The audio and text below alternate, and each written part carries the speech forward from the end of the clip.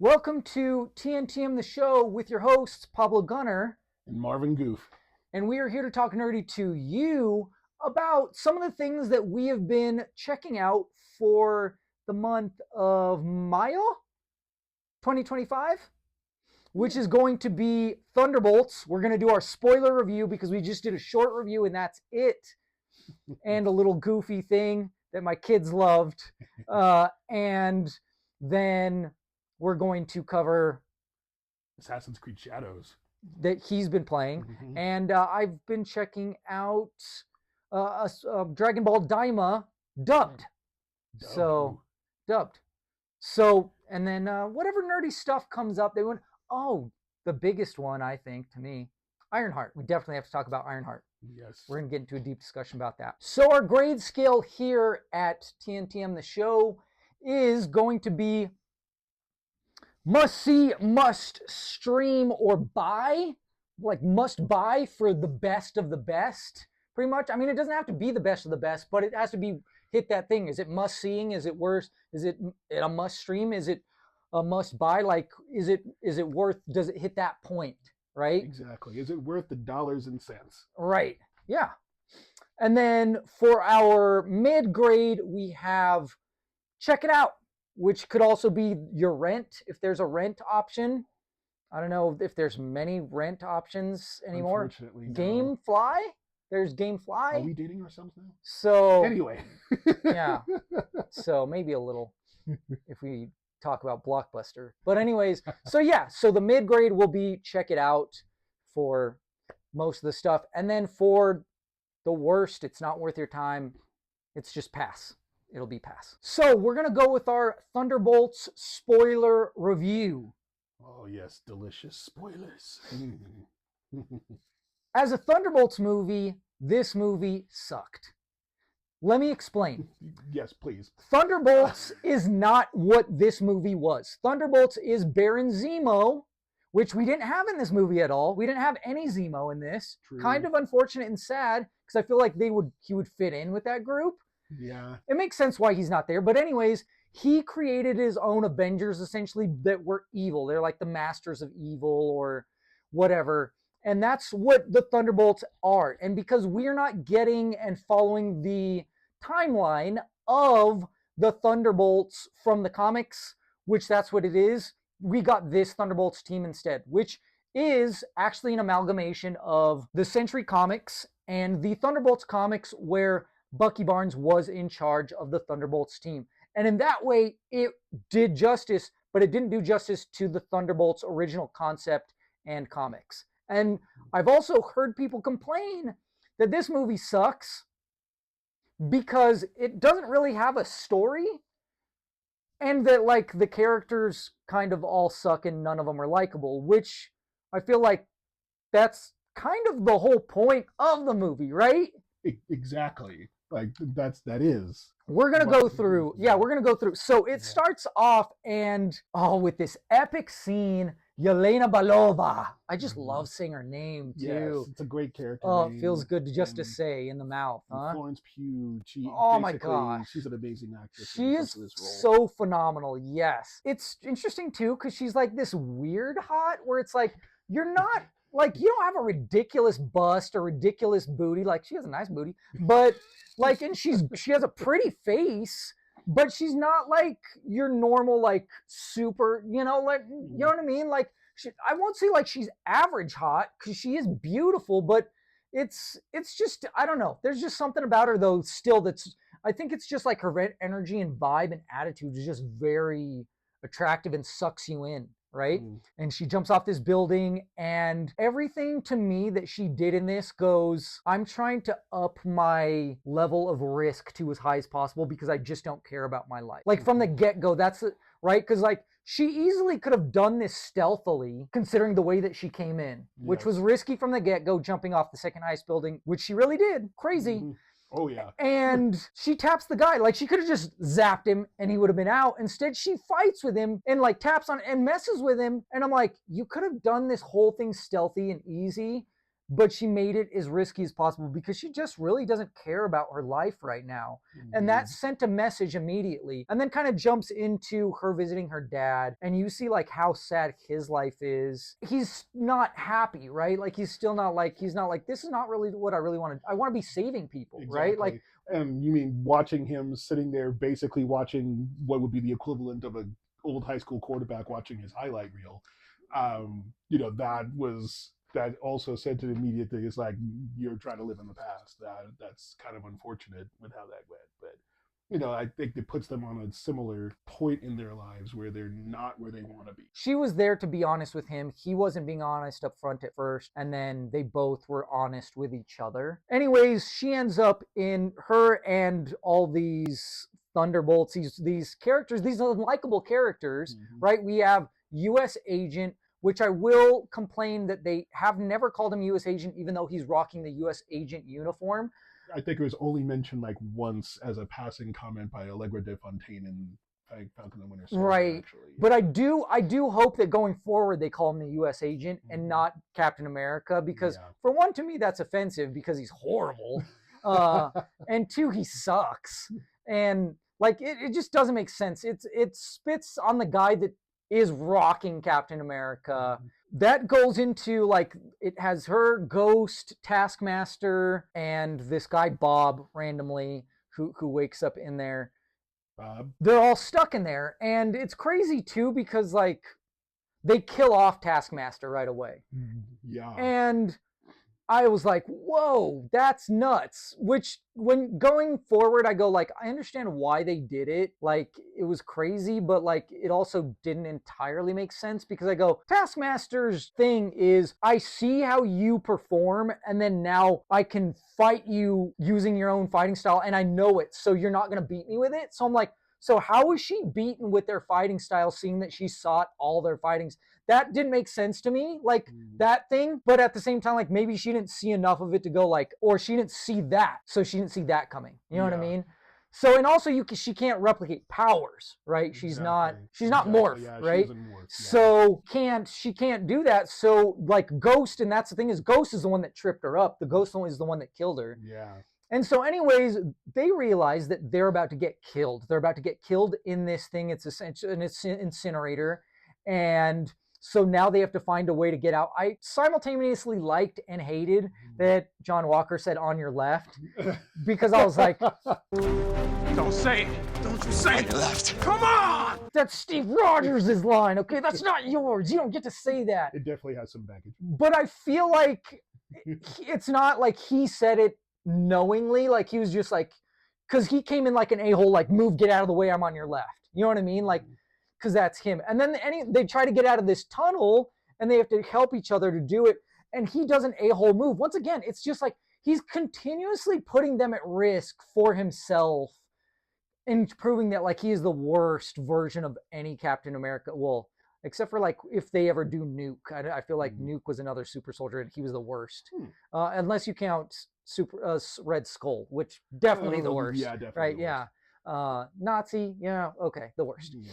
And that's where you also see the power of Bob, which is the Sentry, the power of 1,000 exploding suns, how they get out and everything like that. And that was crazy. But then on the opposite coin, and I knew this from reading the comics, is that he has these disorders, right? He has these mental disorders. And that's the other part of this movie, is that it beautifully showed us certain different disorders, right? Which is, I think we got bipolar with him because he had the high highs and the low lows. Then we had like just depression, I think, with Yelena. I'm not necessarily sure, like maybe Red Guardian was like in denial or what was going on with him, but like, you know what I mean? Like he was like, yeah, I'm happy, but he wasn't really happy, you know? And Ghost had like, she was always trying to kind of like run away or get away, you know? Yeah. And so you could argue that, yeah. So I feel like they showed all these different things, and that was so wonderful. And I just love Bucky. Like Bucky's great, and I love to me, what they captured from the Thunderbolts comics that was great is Bucky and this relationship that he had with Atlas, like them like joking, clowning around together, sort of, because with Red Guardian, because he's like, the jokester, but he's kind of trying to play it straight, but he's not really, he's just like a goofy dad, like he is just I feel like he's literally, he's the little kid who has finally had his dreams come true, Mhm. and it's actually happening, and he can't help himself and just be like, this is the greatest thing ever, Yeah. and he's enjoying himself, and he tries to take advantage of it. He wants to enjoy it. It just ended up being so good, and yeah, it was different, and it wasn't like, hey, we're trying to get from point A to point B. Yeah, they all work separately. All these people, I feel like even John Walker, ever since he's got the serum, he's probably been doing missions by himself. Obviously, all these people are doing missions for Allegra de Fontaine. Yes, and so they've been doing stuff for her, and they've been working on their own. So I feel like they've been working on their own, and a lot of them have trained that way. So they're not going to work well as a team. So it doesn't make sense that they would, and it makes more sense that they wouldn't work well as a team. Like when they get their butt whooped by the Sentry, and that they end up beating it through caring and heart and working together and figuring that out. And yeah, they're not the best team, and we'll see going forward, because yeah, it annoys the crap out of me. Once again, I'm going to say it's stupid, because I've seen, they're like, oh, they're the new Thunderbolt. I mean, the new Avengers. Mm-hmm. They're not the new Avengers. The new Avengers is pretty much what the Avengers were, or what the second, because it was like Spider-Man, Wolverine, and all these newbies, right? It was all these people that shook up the thing, because for the longest time, Avengers was just like Captain America, Hawkeye, Black Widow, Vision. You didn't have much of a shakeup, too much, Iron Man, like Thor. It was the same people, Hulk or a Hulk, and hopefully we'll get She-Hulk, please, bring her in as a she's team. Great. Like, she's a great character. So at a point, and then I feel like that'll solidify like Sam's team when he gets like She-Hulk on the team and all these other players and stuff. And I want to see how his team shapes up going forward. Yeah. But so as a comic book nerd, that bothered me. But I was like, but that's not really what the movie was called. It was called Thunderbolts, and Thunderbolts was really just like a play on this thing of like Yelena's. What was it? I thought it was the greatest thing. It was like her little league soccer team. Gosh, so good. and that's what it was. And so it was a joke, but it's also, this is the MCU. We can't be like, well, it's not the comics. It hasn't been from the beginning, people. Like from the first Iron Man movie, it has not been like the comics. In a lot of ways, it's been better and different. So don't expect it to be anymore. So, or at all. I loved it. I think it was a must see in theaters. And when it comes out on Disney Plus, it's definitely gonna be worth like rewatching and stuff. So yeah, it's a must see, must stream, must buy, even for me. Yeah, especially if you're at all into the history of what these characters are. I mean, as a person that didn't read a lot of the comics, the continuity of the MCU that they've put together and putting this particular combination of characters together, I feel like was a good idea, and they're helping each other. They made a team at the end of this movie, in my opinion. So I think it was a great display of that. So yeah, worth it. Get it. What are you doing? Watch it. Yeah. Stupid. No. I don't know. Anyways, so now we take the chance to talk about Assassin's Creed Shadows. Yes, tell me all about it. I have not played it. I've heard so much on the interwebs about it. There's the haters and the lovers, and I feel like the haters are the people that haven't played it and they're just hating. It's like, I don't feel like it's a fair thing to hate something without experiencing it. So tell us about your experience. So the experience to me has been quite good. Essentially, I've played 93 hours of this game, and there's maybe 10 targets that are originally part of the main story. I've only killed 2 of them. Oh wow. So in that case, they made a very deep, very detailed game. So first of all, it just looks gorgeous. Mm-hmm. Like one of the staples of the franchise is always going around to high places and getting these vistas of beautiful views. They did it. It was great. And I didn't know how they would pull it off, but they do a lot of really interesting things with that. And I'm a person who hasn't played an Assassin's Creed game in maybe 5-6 years. So a lot of the more modern ones I haven't touched. And the gameplay in this one is a lot different. If you're used to playing something like Assassin's Creed 2, where you basically would kill anyone in sight with one stab. Yeah, that doesn't work. If you play this game normally, it's you have to be more detailed with it. You do have to think, and especially playing as the first main character, Naue, is the female shinobi. She's You get all these really cool weapons and everything with her, and her story is very interesting. It all ties back to she's basically the assassin in Japan, but she doesn't know who she is, at least for a while. So, at least in that case, I feel like the way that they sort of introduce it, what the main goal of this game is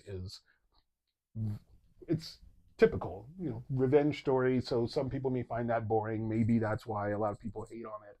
But I know the other character has been a source of controversy, and that's Yasuke. And when I first heard they were going to basically have him as another playable character, I I was excited. I mean, this is a character that is sort of a legend, and I mean, I'm sorry, being the race I am, that's probably one of the more interesting characters to think of, a person from Africa going to Japan and being in that culture. It's fascinating, right? So I was excited. But yeah, there's been a couple of different things that gameplay wise were kind of an issue. Free running had some problems that were fixed actually with a recent patch. They added this whole new quest that's supposed to be more mystical, and it's really interesting. That I haven't touched that yet, so if you have, let us know. Leave in the comments, see if you actually played that gameplay yet. But to me, I love the gameplay because it's so different, but depending on who you play as. Naue, she's very, very stealthy. If that's what you're in for, play as Naue. But Yasuke, Yasuke is like a tank. You walk around and you feel like you're untouchable playing as Yasuke. You get the right abilities and the right armor, and you feel like you can't be touched. You're the greatest samurai to ever live. And just the sheer amount of, like, even just weapon choice, because they bring guns. Like, there's actually guns in this, and so you could have Yasuke wielding a gun. But I use the bow and arrow actually, just because I feel it's better. But oh well, you get to basically play however you want. And I just, based on the gameplay aspect of it, that's what I think makes it great. You can complain about story, you can talk about some legitimately different things about culture treatment, certainly. But I feel like, as a person that hasn't played an Assassin's Creed game in so long, this is an incredible way to bring it back to something that is something I would actually want to buy year after year again. If they keep making games like this, it's great. Okay, sweet. Yeah, I love Assassin's Creed. I've played the first one. I played like a lot of them. Obviously the second one, and there's so many games. There's too many. I didn't play like Unity or the British one, or there's just so many that it's crazy. The pirate one was phenomenal. Yes. And then the DLC for that was superb. And I did play the not Gladiator one. What was like the kind of Gladiator, the Greek one. I played the Greek one. I didn't finish it, but that was really cool. But at that point, I'm like, there's a certain point where you're like, these aren't even assassins. Like, I feel like the Viking one, I'm like, how is Vikings Assassin's Creed games? Like, it just gets so crazy. I'm like, I'm not saying I don't want to play them. I do want to play them all. Origins was great. Like, I want to play all the Assassin's Creed. I'm so hardcore. I want to get an Assassin's Creed tattoo on my lower back that says, that has the symbol, and then under says everything is permitted, but my wife won't let me. But I know the guys at work would love it. Anyways, I was so jacked too, especially because I saw the anime about the main character. What's his name? Yasuke? Yasuke, yeah. About him. I saw the anime, and both my wife and I were like, this is so awesome. It's sad that it didn't get like a sequel. Not that it needed one, the way that it ended and stuff, but it would have been cool. And so, and then as well as, like, it's crazy to me that people are even complaining like, oh, how are you going to make a samurai game and the other character's a ninja? historically, and then, oh, she's a woman. It's like, historically, most ninjas were women because they weren't allowed to be samurai, and also they were like the more downtrodden people, right? Like they're female in a very man-centric type of environment. yes. Yeah, sure. So yeah, and then that's just how their culture is, and so it makes sense. It makes more sense, right? And so like, especially to have the opposite sides, and I've heard so many good things about the gameplay, and yeah, you'll play one character more than the other based on what you want to do, but it kind of forces you to be certain ones based off like the missions and plays to each of their things. So I mean, 93 hours, and I've seen you like plugging in, because I've been playing for the first time ever the Shadow of the Colossus remake. I never played it before, and so I've been seeing that you've been logging in some hours. But so with 93 hours, what would your grade be? With 93 hours in, my grade would be certainly a must play. A must buy. Must buy in this point. I mean, you certainly will get your money's worth out of it. And, unless you're the type of person that doesn't like open world games, but then again, why would you even think about this game? Yeah. So you could play it linearly. In a way, yeah, you can. But you're going to get the most out of it if you decide to wander off. There's so many interesting things to be out there in all the lands of Japan. So, definitely a must buy. Awesome. I'm jacked. I want to play this even more now. Alrighty, I'm going to talk a little bit about Dragon Ball DAIMA dubbed. Now, Yes. When I watched it, I thought all the dubbed episodes were out, and they weren't. But I watched all the way up to where they had been, which I think maybe was like when Vegeta turns Super Saiyan 3, which was epic. But it's him as a little kid, so it's like, it's even funnier because like his hair's super long. It's like longer than him, or like reaches his legs. It's funny, but it's still awesome because you're like, and I will say this too, is that in this instance, I really preferred the subbed. Like, I did not care for a lot of the dubbed voices. And that's what's weird, is I like the dubbed voices in most of the Dragon Ball stuff, but as kids, I wasn't a big fan. I wasn't, so I preferred the subbed kid voices instead. So yeah. But still, it was awesome. And to this point, I've heard that now that they showed that they have the episode up to where Goku turns Super Saiyan 4. What is this? Oh. And what I loved about this is that, to me, it became more than just what I said it was earlier, which is this started off as Akira Toriyama going, I just want to do Dragon Ball with some of the Dragon Ball Z characters. And what it's become is Akira Toriyama going, you know what?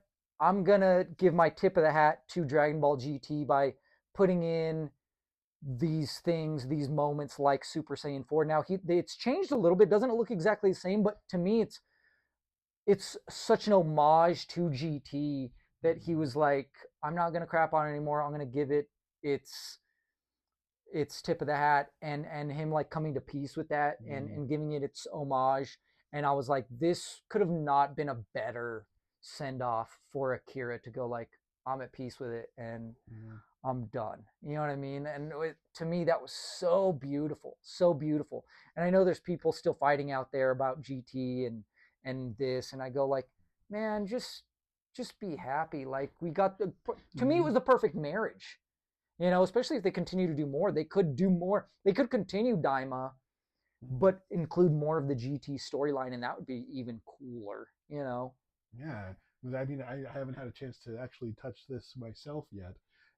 I feel like so many good things are happening. Yeah, and especially hearing from this and knowing the history with Toriyama and GT, the fact that happened, I didn't know that happened. Yeah. Wow.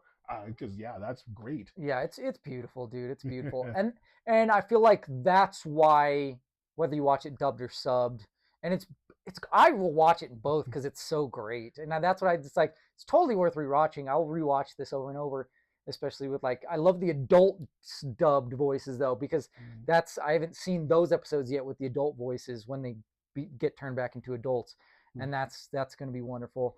But even regardless, I'm going to say because of all those things, it's a must see, must stream for sure. And I've been playing more Dragon Ball Sparking Zero, and the more and more that I play it, the more and more that I love that game, but also hate it because it's so hard sometimes. God, I hate you, Frieza. But yeah. Anyways, all right, let's get into Ironheart. Yes. Tell me what you thought of the Ironheart trailer that Yeah. finally came out. Finally, you know, there hasn't really been a lot of stuff, unfortunately, and I was really happy it did because I was been wondering what the story would be like, and I mean, first of all, Anthony Ramos as possible villain. Oh, he is the Hood. He is a villain. He is a villain. I mean, I'm saying that spoiler alert, but like if you've read the comics, yeah, he is a villain, and I'm interested to see how they play this villain out. And I love that character. I love that actor. I love that actor. The character was interesting because he was kind of just like a low level, and then he delves into the mystic arts, the dark arts. Ooh, and okay. so maybe this will somehow tie into Doctor Strange or Mordo, maybe, or Dormammu or something, right? Like, we'll find out. Or Mephisto, I don't know. Will we ever get a Mephisto? Right, yeah. The appearance. The Mephisto watch is still up. Yeah, right. But, you know, to be honest, that's pretty exciting. Like, I think one of the cool things, and it's interesting to come back to the whole Iron Man thing, but technology versus magic, I think, has been a interesting dynamic in most comic books. And so if it's going to be a magic using villain against the tech guru, then absolutely, I'm down for it. So. And that's why Dr. Doom is so interesting, because he marries both with his stuff, with everything he does. So yeah. But anyways. Yeah, I'm excited because the trailer makes it seem like it's actually going to be pretty interesting. So I'm looking forward to watching it. I'm loving that they're doing the shows as street level. Like, all the street level stuff is the shows, and then the big epic stuff is the movies, right? Even though like Thunderbolts, like you could say, was a little street level, yeah, in a way. They were literally on the street. Red Guardian on the street. Yeah. So, and but anyways, I feel like people are already crapping on this based off of what they saw from Wakanda Forever, which I don't know. They're like, I know they're like, yeah, she looks like a Power Rangers villain or character, and I'm like, but that's why it's cool. I mean, like, I don't see that as a negative. Neither do I. I do want it to gravitate more towards her comic book look than this bulky look. I like the more sleek and slender design. I kind of understand a more bulky design because it's like, yeah, it's armor, you know, like that's the whole point. Yeah. But I'm loving the logo, like how it kind of looks like, you know, the heart and stuff, the monitor. And I'm really intrigued by how this can go because, once again, it's street level. It doesn't make sense to me, especially to be like, I hate this for the racial aspect, right? Exactly. To me, that doesn't make any sense. I enjoyed the comic book run. It was very intriguing to me. I enjoyed it. And I'm interested to see how these characters are developed and how we go forward with them and everything like that. If it's bad, it's bad, but it's one thing to say it's bad before it even comes out and to crap on it for things that have nothing to do with the quality of it, since we haven't seen it yet. So that's why I wanted to talk about Ironheart, Riri Williams. And so I like her character. I feel like she could be better, and I want to see her more fleshed out. Like, that's just what I want to see, is her more fleshed out. And we will get that, no doubt. And I feel like we got some of her smarts, like when she's in that elevator and she's like, I'm not playing this Saw game, I'm going to play my own game. And she does. And you're like, all right, awesome. This is great. And to see how this plays out and everything like that. So I'm totally amped for it. I'm hoping it's going to be a must-see. And let's definitely check it out. Right now, it's definitely worth checking out. Yes. All right, so I just want to round off with some thank yous, some shout outs to people, which the Film Rage guys, they're always helping us out. They're like reposting our stuff, making comments on our stuff. We go back and forth, and I absolutely love their podcast because they cover all the movies of the week and they cover them quick and get that podcast out quick. And it's a top quality pod, dude. Like they have like theme music for different segments and they sing parts. And those guys are just so fun and so funny. It doesn't matter if they're raging out about a movie or if they're loving a movie, like or they're just or if it's just random convo. It's always entertaining. Always entertaining. So definitely check out the Film Rage podcast, and also check out the MK Wizard, her web comics and stuff like that. You can check them out on Amazon. You can check her out on all the social medias. She does artwork that's just very cute and very wonderful, and always has wonderful commentary on stuff that's going on.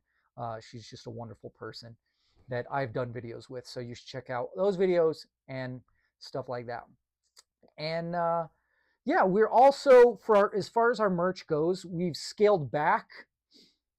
And so we only have a few. The merch of the month is essentially just the merch that's on the store. It's only 5 items is all we can have right now. But if there's something that you want, you tell us what you want, and we'll try to get away with as much as we can since we don't own rights to a lot of stuff. I mean, look, I got away with this. That's not one of ours. But I've gotten away with a lot of things, and so we can try it. And so, yeah, it's tailored to you. Whatever you want, we can try it and see what we can get away with. And then, hey, you don't have to buy it if you don't want it, based off what we can deliver on that. But what we're trying to do is just it's a rebuilding phase, and we're in a changing phase. Even this is experimental, what we're doing now.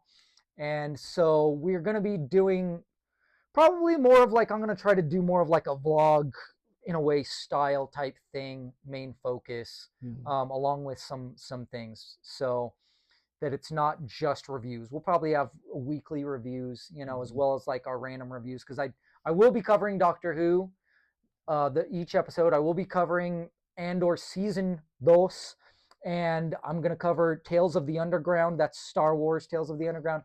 So I'm going to be covering these things, as well as help from my partner as well. So yeah, so look forward to that stuff, and hopefully we can get the ball rolling on some D&D with MG, right? And I'm looking forward to that because I want to learn about D&D and I want to play some D&D because it just seems so much fun. And so I'm going to need your help teaching me about it, and then getting the ball rolling, since he's a hardcore D&D player and a DM and everything. So we're going to try to get the ball rolling and stuff so that you can see his skills as a DM. It's a lot simpler than you think. We'll make sure to get you there. Yeah. No, he's being humble. So anyways, thank you for watching. I appreciate you very much. And thank you all my fellow nerds out there that watch my videos and then that comment on our videos and our stuff. You have no idea how much it is appreciated and how much it helps to help us grow, because everything you tell us, we really genuinely like. These chairs, people were like, you guys need chairs, you need uniform. And so like we try to wear like usually merch for the podcast, and then we have these matching chairs, and we're going to try to upgrade our equipment and do these things, but they take time and they take money, and so we got to get back to that money making point. Oh, speaking of, 5% of any money that we make off our merch goes to our charity of the month, which, since it is Pride Month for Junio, right? For June, it will be geared towards a Pride charity. So that's something is that unfortunately, we don't make enough money, and that's what we're like, man, I just want to help. I want to make a difference in the world, in the community, and I need your help. And you can donate to these charities yourself, or like I said, you can get merch out of it and make a difference at the same time. So up to you. I'm good for either. 2 birds with one stone is usually better, yeah? I don't really throw birds at stones. I find that cruel. So, whatever. But to each their own. And like I said, once again, thank you very much. Talk nerdy to me. Stay nerdy out there, y'all.